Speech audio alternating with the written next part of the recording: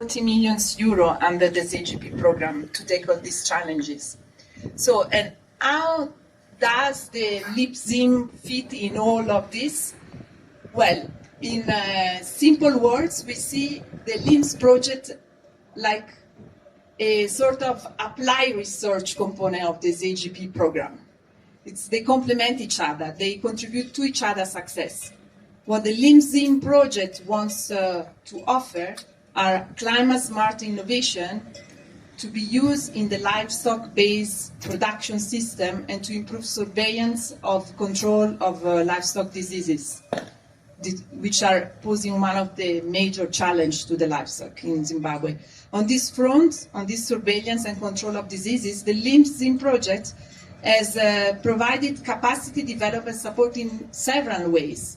This laboratory that we are here to celebrate today is one of the proposed ways, but then the project also piloted a new, more effective cattle and goat food bag technology, if I'm not wrong, in Chirezi, for example, last year already in November, which aims to reduce cattle mortality caused by tick and tick-borne diseases.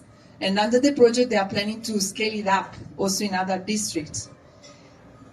The project also piloted approaches and tested approaches through the project to look also at how to diversify farmers' income, which means that farmers with livestock are taught to grow new forage varieties adapted to this region. As Professor Dube was mentioning, the project is really focused on region 4 and 5, that are semi-arid regions from which they derive, the farmers with this training, they can derive additional incomes, but also feed to their livestock.